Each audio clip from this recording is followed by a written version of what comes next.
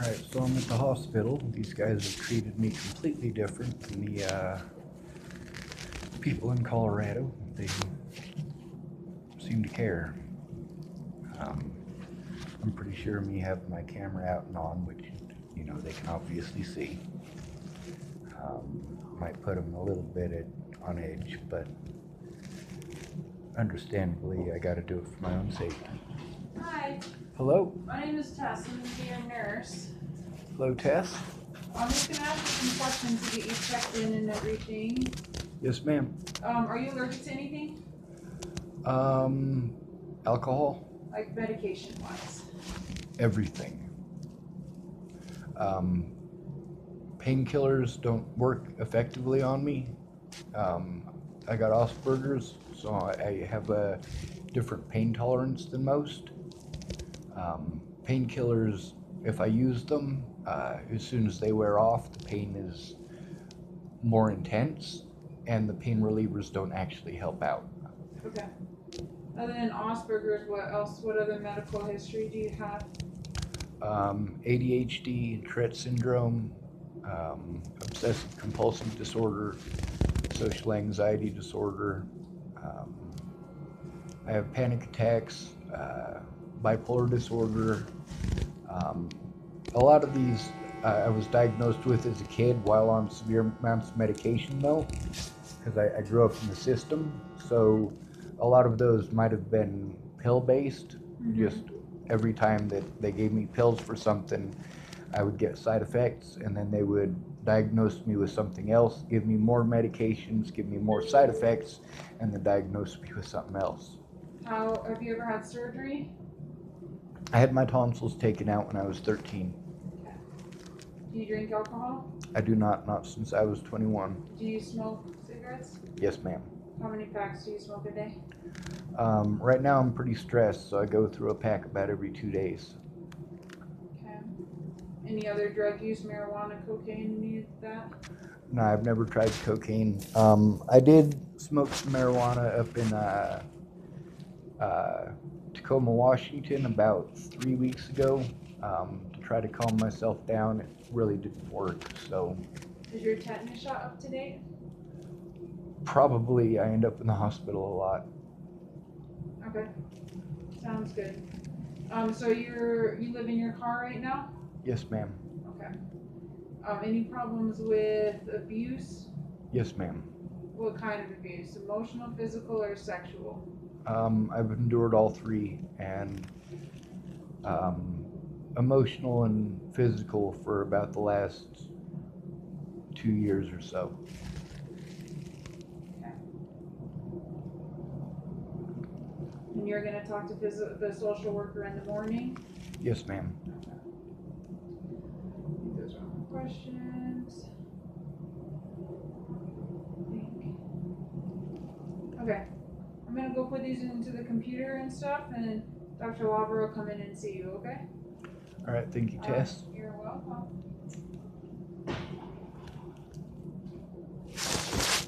So, yeah, you see that? They're not overwhelming me. They're not treating me like I'm some sort of terrible excuse for human being.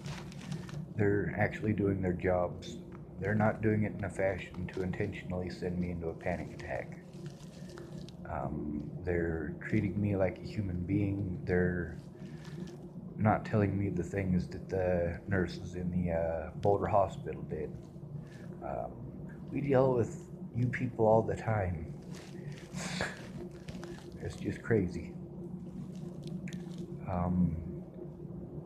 Right now I'm watching a video on rusty hammer restoration. I'm into blacksmithing. When I hurt my shoulder and I needed to free it up, I actually started blacksmithing to fix my shoulder.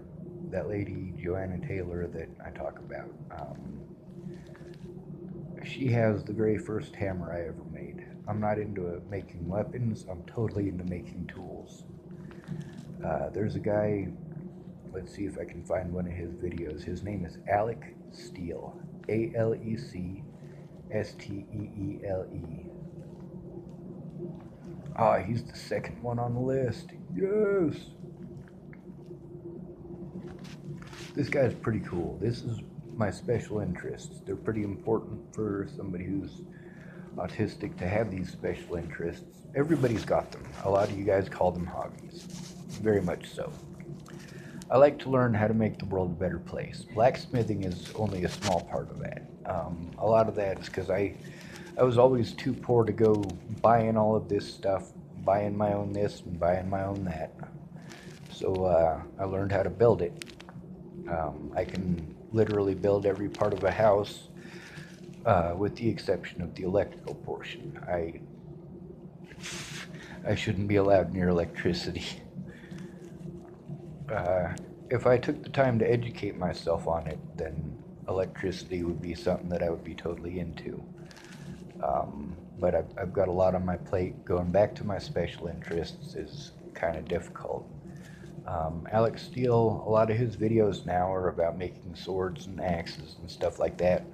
But my favorite ones are all the ones where he's making hammers, blacksmithing hammers, rounding hammers, dollies.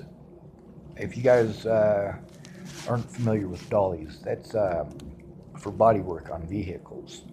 It's basically a blacksmithing hammer that's rounded without a handle. They're pretty cool. So right now, obviously, I'm stressed. The videos that I make, it's because of stress. They help me to calm my mind at least a little bit. I mean, whether somebody's listening or not is pretty well arbitrary. It's the fact that I need to speak.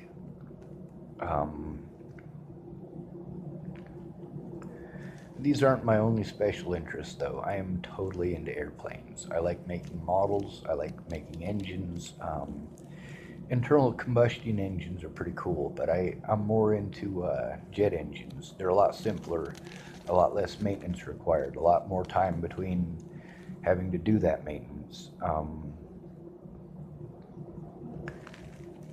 There's other people on here that, you know, they're some of my favorites. There's a guy who works on jet engines.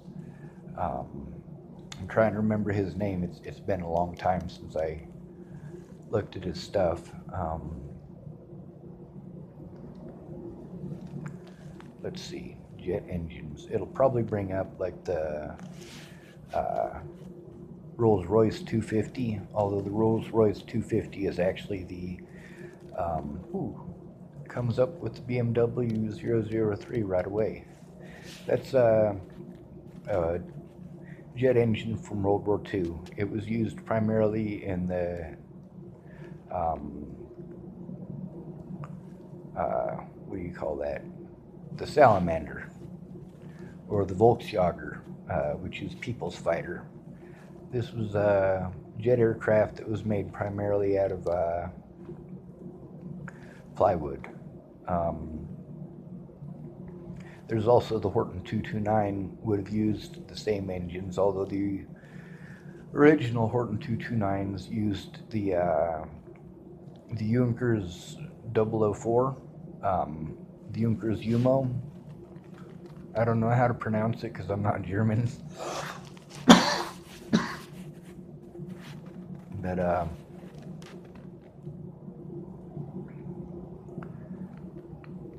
ME260 tool spool up test. I believe they made a decent quality engine for some of the remakes of the ME262 that they made, but they used to be made with they just used steel because most of the chrome in the world is in Turkey, and Germany had lost access to Turkey by the time that they were building these jet engines. So the jet engines didn't tend to last long. A lot of the jet engines that I study are actually smaller jet engines. I like a lot of the missile engines. I'm not really into the missiles themselves, but the propulsion for them, I mean, we're talking about incredible power to weight ratios. I was going to put in the Rolls-Royce 250, wasn't I? We'll put in the Allison 250. This is the Allison company that makes the Allison transmission.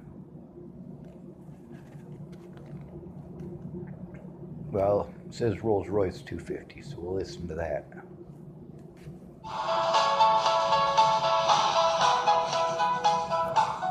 All right, well, here on pilottraining.ca today, we've got some really exciting bonus footage for you. And today, we're here at Plant 4 in Standard Aero, here in Winnipeg, Manitoba. And I've got with me Patrick Guerrero, and he actually is a service engineer here at Standard Aero and has spent a lot of time working on PT6s and various types of turbine engines. So thanks for being here today. The PT6 is a multi-use engine. They actually use it for a turbojet, turboprop. It's super. So one thing I want to tell you, the flow of it is different. To talk about this Rolls-Royce 250 engine we've got here, is I actually want to remind you that it's probably good to take a look at our turbine section on pilottraining.ca. As you look through this engine with Patrick and I, you'll actually have a much better understanding of what's going on and how it's all working. So Patrick, if you can tell me a little bit about this engine and what it is and what type of an engine it is, we can start to roll through it. No problem, Aaron. What we're looking at here is the Rolls-Royce 250 series engine. Pretty cool, huh?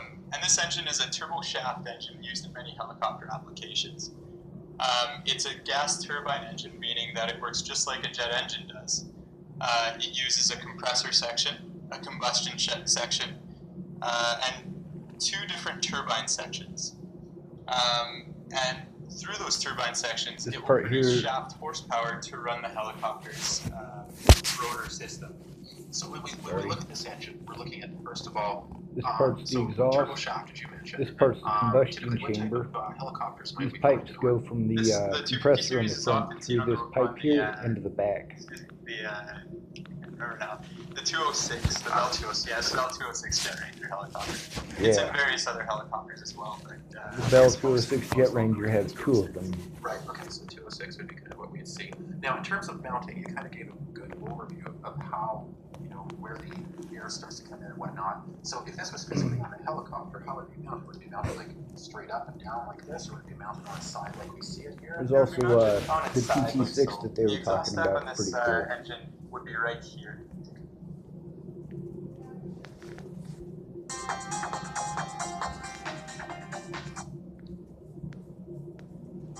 The transition from the piston world to the turbine world was a natural. A lot of the customer base has Let's see if we can find a picture of the PT6, because that's most of the engines these guys work on. We went through magnetic particle inspection, check for... This is the fixture for drilling out the rivets on the compressor turbine disc.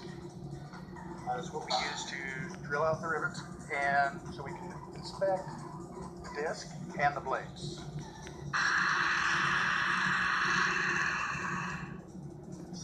What we have here is a compressor turbine installation fixture. What this does is it installs the blades and rivets into the disc.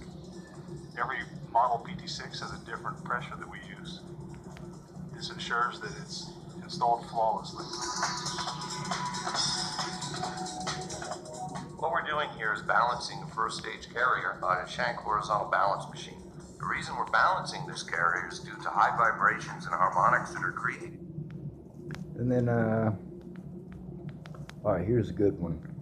Valveless pulse jets. These are pretty cool.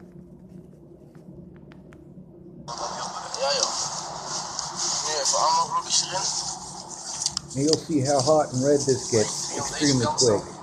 My steam pulse jet. Yes, sir. Dr. Lauder? Tell me what's going on. What made you come to the hospital? Well, I'm having some other issues, but I guess the ones that I need to deal with now are my back issues. Okay. What type of back issues are you having? Well, I have, oh, sorry. Oh, you're okay. I have degenerative disc disease, apparently. Okay. I also have, like, when I step off of something, like a curb, Like, if okay. I have too much impact, Yeah. it shoots lightning up and down my body. Is it just like in the back that it shoots up, or from the leg up, or where you like?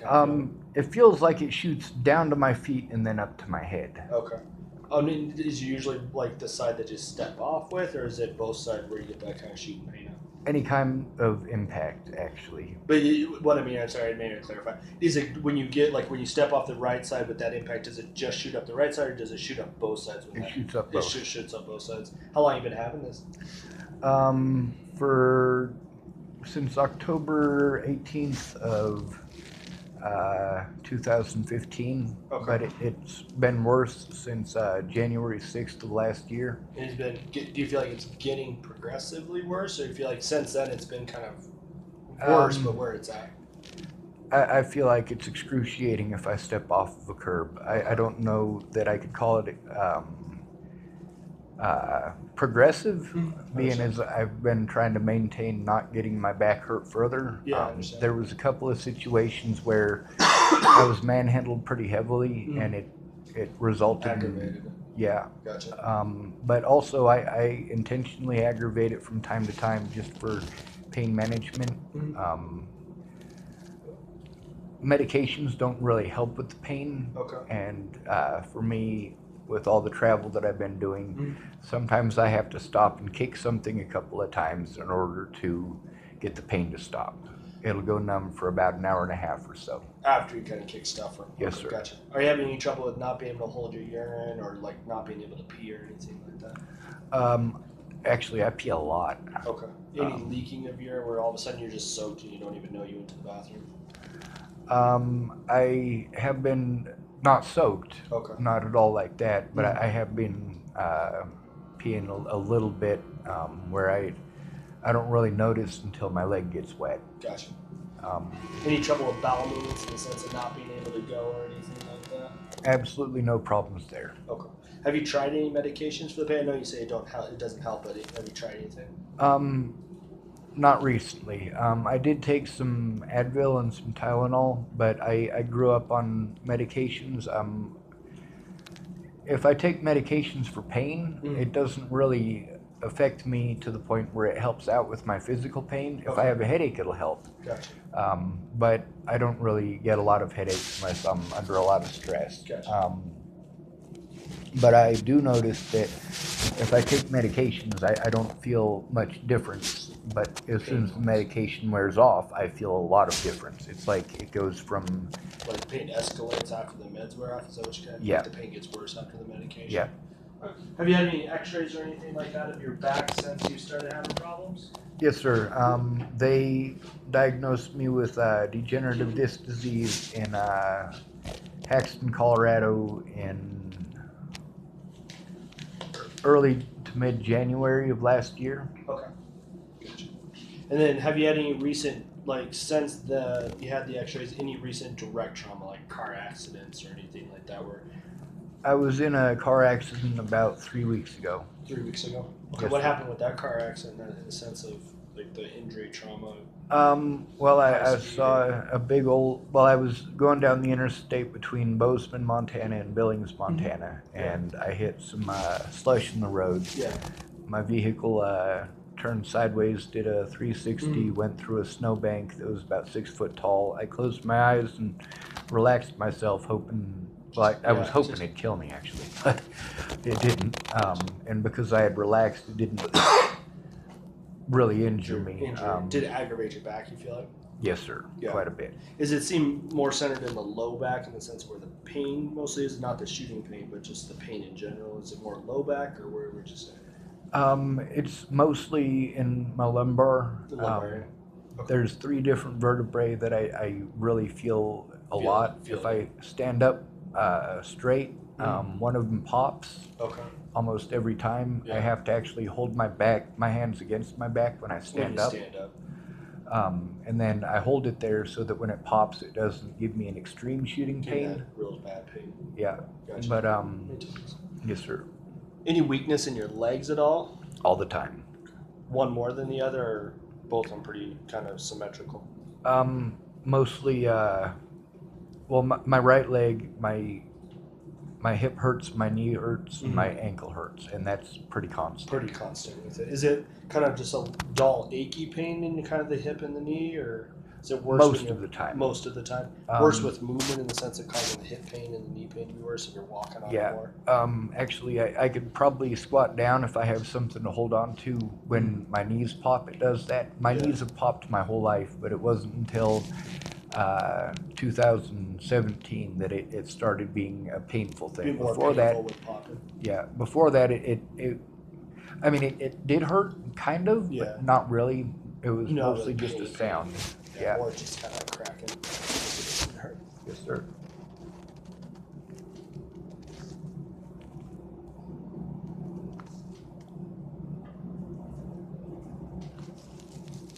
You able to sit up a little bit for me, bud? Tender's here. Kind of getting there, sorry. Down there too. Sorry. Sorry, I was It's okay. trying to. It's okay. No, I understand. How's the like kind of off to the side more than muscle? A Uh, little bit on that left side. Seem a little bit more tender here. than this it side. depends on the day. Depends on the day and the position. Yes, Go sir. ahead and step in. First, I can push it on the gas pedal on this foot for you. Push down. Lift the toes up like you're normally assuming. Able to lift this leg up off the bed for me? Ah, Does that hurt the back when you do it? it hurts my back. It doesn't hurt my leg. Does it cause shooting pain down the leg at all when you try to lift that up? No, sir. Just the pain in the back. Able to get this one up? It has shooting pain in my back, but it's But not the not- shooting pain that goes Not down my going leg. down the leg. Yeah. Able to get this leg up for me? Yes, sir. Same thing. Push like you're pushing on the gas pedal. Same thing up here. Able to get this one up at all? That seems a little bit better than the than your right side. Yes, sir.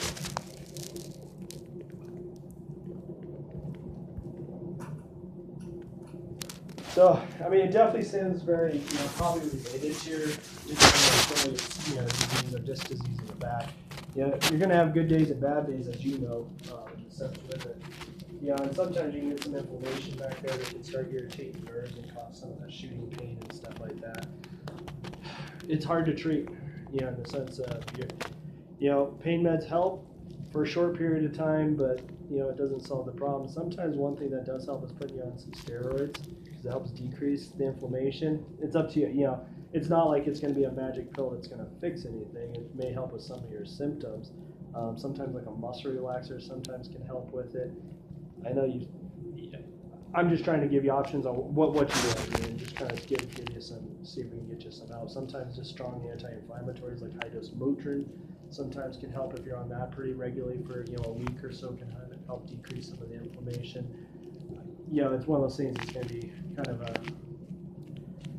nothing's going to really fix it, but we can try to help with some of the symptoms with it. So it's kind of up to you on what you want us to try in the sense of medication. If you want us to try anything, other things that can help is like you can do like lidocaine patches over the area, and sometimes that can give you some symptomatic relief.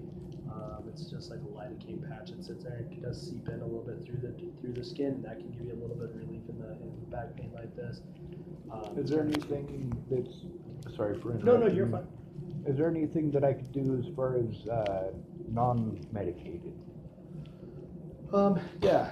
Let's see. Sorry, getting more You're cold. good. Stretching is a good thing. That helps quite a bit with it. The problem with stretching is you don't want to overdo it. Some people stretch to the point where it hurts, and you're like, you get where it hurts, and you're like, I'm going to go a little bit further. You want to be gentle with the stretches, because if it's hurting, that means it's putting strain on the muscle back there. So stretching is a very good thing. Heat packs back there to keep the muscles looser will help a little bit. And then, stretching, the big thing with stretching is you want to do it regularly, morning, before bed, and then sometime during the day.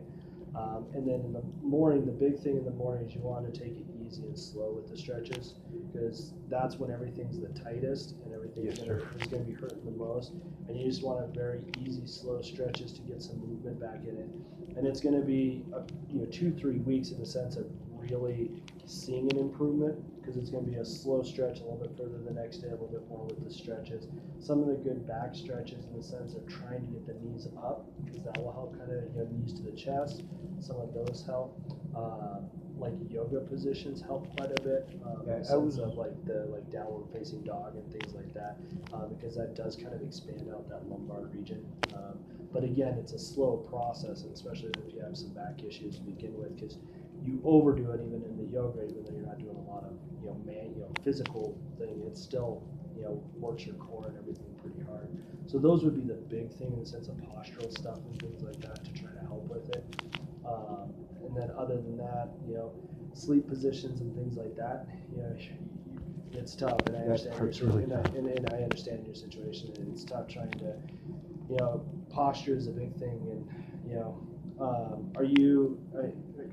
Are you living in your car right now? Yes, sir. Are you trying to, when you're in your car sleeping, are you able to get the seat back? How are you sleeping, trying to sleep at night? in the car? I sleep across both my seats. It's a Jeep Grand Cherokee though. There's the emergency brake in the in center. the middle. I usually put something over the top of that so that I don't have to feel that as much. Yeah, that's probably, is that hitting you right in the low back in the sense of where that emergency brake is? It is. Yeah, that's going to be the big thing. That may be some of component of it long term is that if you're laying right there, that's just putting a kind of weird support into the back, and that could be, lead to aggravating or making the situation worse. I'm trying to make eye contact with you. Yeah, no, you're fair. I'm used to looking at the walls and ceilings and Oh, stuff yeah. when I talk to You're people. fine, you're fine. I'm trying to think how to try to improve positions, because that may be a big component of it, to be honest with you. Trying to think in a car how you can get a better postural position of sleeping. And it's gonna be tough. But those would be my recommendations that are in the sense of non-medical. That are non-medical, that type of thing. We can try medicines if you want it. I'm fine trying something. It's up to you. I'm not, obviously not going to force you to take anything that you don't want to take, but that'd be kind of my medical opinion on it. Yes, sir. I'm pretty set against taking medications just because Fair of for you. Good for you. I mean, honestly, previous history. good for you. Yeah, we see way too many of the opposite in the men's group, so good for you. So that would be my recommendation, especially like some of the yoga and the stretching and things like that. Sometimes that helps. If you can get some type of heat pack or something back there to try, especially like in the morning before, if you can try to get some type of heat compression back there to loosen things up, will probably help a little bit. Is the biggest thing. Okay. Yes, sir. I was trying yoga about a year ago. My friend Catherine was recommending yoga, Yeah. and I was doing it for a bit. She got a hold of me later to say that might not be a good idea. I did notice that it was helping to begin with, but after about, I don't know, a month of it, it actually started to feel worse. Yeah, and it just depends on how aggressive you're being with it, and and it's one of those things. If you're doing it, and it's feeling better, and you get to a certain point where you're pushing it a little bit, and it starts hurting, then you need to back down and kind of figure out where where it's going to help you versus where you start adding a little bit more stress onto the back with it. And it may be that just some kind of light positions in that sense to help it. If you notice, hey, I've been doing good for a month, and you start doing some newer things in the sense of position-wise, it starts aggravating, you may need to back off a little bit in that sense of the type of things that you're doing. Because with back like that, and you could just sneeze wrong, Yeah. and then you're 2 weeks behind from where you were in the sense of flaring up your back. Yes, sir. I do try to sleep, if I can, I try to sleep sideways in the fetal position. I did notice if I sleep on my left-hand side, it seems to make my heart rhythm weird. Yeah, sometimes just that little compression of the chest, you can do that, just because you're compressing on that side. And as well as it drops your heart down to closer to your chest wall just because of gravity, and sometimes you also feel it more in the sense that you feel your heart beating more than if you're laying on your right side. So some of it's a sensory thing as well, that now you're actually feeling it than what you would be on the right side. So it's more just freaking me out because I can feel it. Most of the time people will lay on that side and the heart gets closer to the chest wall, and so you actually have like the sensory sensation from outside. It can give you a little bit of that sensation. If you are sleeping in the kind of a fetal position, one thing for your back is try to put something between your knees, because if you crunch down like this, it actually puts tension on your back, and if you're able to open the pelvis up a little bit with something between the knees, it actually can help low back pain. All right. I have some clothes I can do that with. Yeah, anything that you try to keep those legs a little bit apart, because this is not your natural position. This is in the sense of kind of your axial. It can help with some of the back issues as well, especially in the morning. You're not putting attention, especially on those muscles on the side there. All right. As far as my medical records from other hospitals, I'm going to be trying to stay in the area just because, like, I do have, like I said, I'm autistic. I have sensory issues, but I also have familiarity is important to me. Everybody that I know who I'm familiar with is either in Nebraska or Colorado, and I have warrants in both. Okay. So I'm going to be staying in the area. Is there a way that I can get someone to maybe assist me with getting my medical records sent here? Yeah. Do you know which is it different hospitals? A lot of different hospitals. Yeah, I know they're gonna have social work contact you, or I think they talked to you about our social work, and then they can probably help set that type of stuff up and try to get set up. There is a family medicine clinic, and there's also a couple outreach clinics in the area that can kind of help organize some of the medical stuff, and that's something our social worker can kind of help try to get you into some of the resources and things like that that are in hand. All right. For the social worker, they don't come until 7, so 2 options is I can put a social work consult in, and if we have your number on file, they can call you, or you can come back at 7 and they can work with you. With my sleep schedule, I have really bad nightmares. I see my best friend die in a car accident pretty much every time I close my eyes. Gotcha. So I have to be extremely exhausted to go to sleep. That's one of the reasons I don't take meds as well. A lot of people, I've actually tried sleep medications in the last 2 to 3 years. The problem is I have recurring nightmares, and when I take the sleep medications, they trap me in a really realistic nightmare. And I know it's a nightmare, but I can't wake up. Understand. So yeah, either way, you can come back and during you don't have to be at 7 a.m., but that's just when they start, the social work kids are between 7 and 8, or during the daytime. All right. Sound reasonable? Yes, sir. All right, we'll get you going here in a little bit, okay? Yes, sir. Thank you.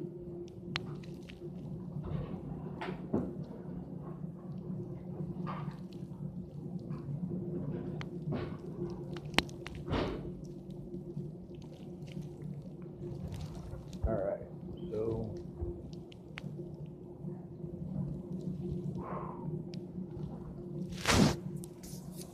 let's see. This is my hospital wristband.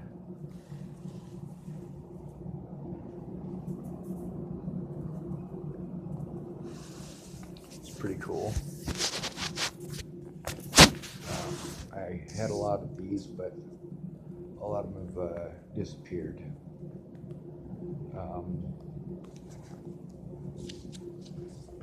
Schwartz, Sean D. MRN, I don't know what that is. Date of birth, 10/18/1980, 38 years. It actually says how many years old I am on the wristband. Male, CRWC. And it looks like it's the 24th today. I don't know how my sleep schedule is going to be tonight. I will probably be up at 7 a.m. though. Hey, Sean? Yes, ma'am. I'm Gina from West Admissions. I'm gonna get you checked in real quick, okay? Yes, ma'am. Have you ever been here before, Sean? No, ma'am.